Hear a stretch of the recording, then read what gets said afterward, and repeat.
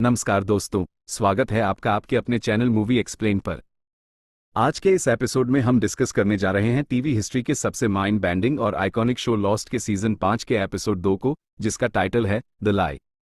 अगर आपने इसका पहला एपिसोड देखा है तो आपको पता होगा कि बैन लाइनस द्वारा द्वीप का फ्रोजन व्हील घुमाते ही टाइम और स्पेस का ताना बाना पूरी तरह बिखर चुका है।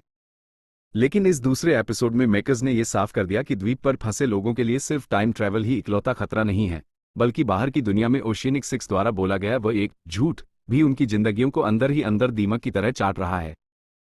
कहानी की शुरुआत 2007 के उस तनावपूर्ण मोमेंट से होती है जहां से पिछला एपिसोड खत्म हुआ था।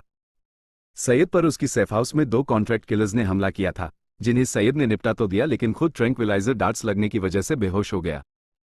अब हमारा सीधा साधा हर्ली पैनिक सिचुएशन में है और सैयद की कार में उसकी बिना जान की बॉडी को पैसेंजर सीट पर रखकर किसी सुरक्षित जगह की तलाश में भाग रहा है।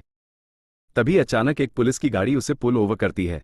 हर्ली को लगता है कि उसकी खेल खत्म हो चुका है, लेकिन जब पुलिस अफसर उसकी खिड़की पर आकर रुकता है तो वो कोई और नहीं बल्कि सीजन 2 में मारी जा चुकी अना लूसिया का भूत या विजन होता है।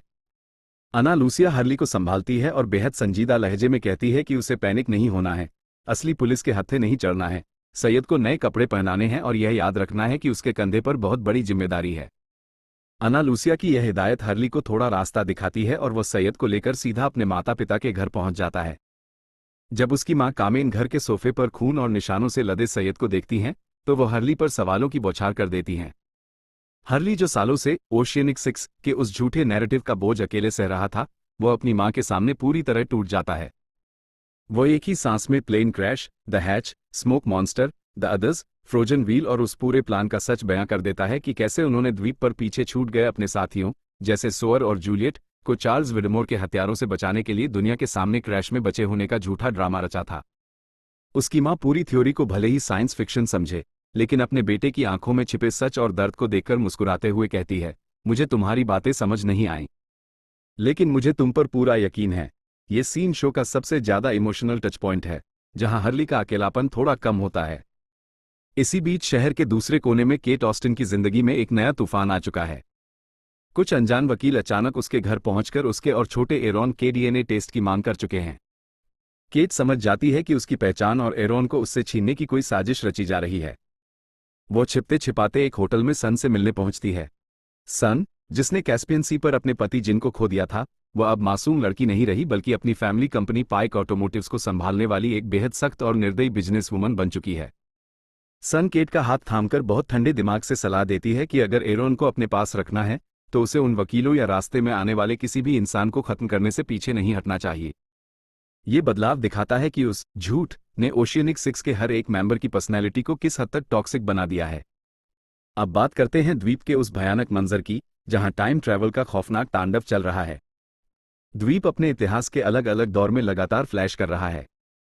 बीच समुद्र तट पर मौजूद सर्वाइवर्स, जिनमें सोअर, जूलियट, माइल्स, शार्लेट और कैम्ब्रिज फिजिसिस्ट डैनियल फैराडे शामिल हैं, पूरी तरह दिशाहीन हो चुके हैं। बर्नर्ड घर्षण से आग जलाने की नाकाम कोशिश कर रहा होता है, तभी नील फ्रॉगट नाम का एक झुंझलाया हुआ सर्वाइवर जूलियट से बिना बात के बहस करने लगता है। नील चीख चीख कर अपनी निराशा जता ही रहा होता है कि तभी अचानक बिना किसी चेतावनी के जंगल के अंधेरे से जलते हुए तीरों की भीषण बारिश शुरू हो जाती है। एक तीर सीधे नील के सीने के पार हो जाता है और वह ऑन द स्पॉट मारा जाता है। पूरा कैंप 1 मिनट के अंदर युद्ध क्षेत्र में बदल जाता है। लोग बदहवास होकर इधर उधर भागते हैं, पर तीर हवा को चीरते हुए सर्वाइवर्स के सीने और पीठ में आकर धंसते हैं। चारों तरफ सिर्फ चीखें और आग का तांडव है। सोअर और जूलियट अपनी जान बचाने के लिए जंगल की गहराई में भागते हैं, लेकिन वहां उनका सामना 1950 के दशक के ब्रिटिश मिलिट्री यूनिफॉर्म में ढके 2 हथियारबंद सिपाहियों से होता है। ये सिपाही सोअर और जूलियट को बंदी बना लेते हैं। जब सोअर यह मानने से इनकार कर देता है कि वे विडमोर के लोग हैं, तो उनमें से एक सिपाही जूलियट का हाथ काटने के लिए अपनी कुल्हाड़ी उठा लेता है। ठीक उसी सेकंड पीछे से जॉन लॉक किसी परछाई की तरह प्रकट होता है, एक सिपाही को चाकू मारता है और दूसरे को अपनी राइफल से ढेर कर देता है।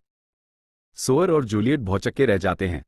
लॉक बड़ी शांति से मुस्कुराते हुए पूछता है कि वे इस टाइम पीरियड में क्या कर रहे हैं। यहां दर्शकों को समझ आता है कि जलते तीर चलाने वाले लोग दरअसल आज के अदर्स का 1950 वाला पुराना रूप थे। एपिसोड के क्लाइमैक्स में कहानी फिर से 2007 के प्रेजेंट डे टाइमलाइन पर लौटती है। बैन लाइनस, जो जैक को अपने साथ ले चुका है, उसे समझाता है कि द्वीप पर मौजूद लोगों का समय खत्म हो रहा है। अगर सोअर, जूलियट और बाकी लोगों को तड़प तड़प कर मरने से बचाना है तो जैक को हर हाल में ओशियनिक 6 के सभी पांचों सर्वाइवर्स और छोटे एरॉन को वापस एक साथ जोड़ना होगा। इसके बाद बैन शहर के एक छिपे हुए चर्च के तहखाने में पहुंचता है। उस सीक्रेट लैब के अंदर एक विशाल पेंडुलम जमीन पर लटके मैप्स पर घूम रहा होता है। यह वही सेटअप है जो द्वीप की बदलती हुई ज्योग्राफिकल लोकेशन को ट्रेस करने का काम करता है। वहां बैन की मुलाकात एक रहस्यमयी बुजुर्ग महिला एलोइस हॉकिंग, जो असल में डैनियल फैराडे की मां है, से होती है। एलोइस पेंडुलम के कैलकुलेशन को देखते हुए बैन से कहती है, तुम्हारे पास उन सबको इकट्ठा करने के लिए सिर्फ 70 घंटे बचे हैं। अगर तुम इस डेडलाइन में चूक गए तो समझ लेना कि तुमने द्वीप पर पीछे छोड़े हुए अपने दोस्तों को हमेशा के लिए मौत के मुंह में धकेल दिया है। मूवी एक्सप्लेन्ड वर्डिक्ट और हिडन डिटेल्स। दोस्तों, द लाई एपिसोड का सबसे बड़ा मैसेज ये है कि झूठ चाहे कितना भी बड़ा क्यों ना हो, वह कभी भी सच की कीमत नहीं चुका सकता। एक तरफ हर्ली का सच बोलना उसकी मां से उसके रिश्ते को बचा लेता है, तो दूसरी तरफ बाकी ओशियनिक 6 का झूठ उन्हें एक दूसरे का दुश्मन और कातिल बना रहा है। वहीं द्वीप पर फैराडे का टाइम ट्रैवल रूल पूरी तरह लागू हो चुका है। Whatever happened, जो अतीत में हो चुका है उसे बदला नहीं जा सकता। अगर आपको लॉस्ट के इस एपिसोड का ये डिटेल्ड एक्सप्लेनेशन पसंद आया हो तो वीडियो को लाइक करें, अपने दोस्तों के साथ शेयर करें और मूवी एक्सप्लेन को सब्सक्राइब करके बेल आइकन दबाना बिल्कुल न भूलें। मिलते हैं अगले एपिसोड के माइंड ब्लोइंग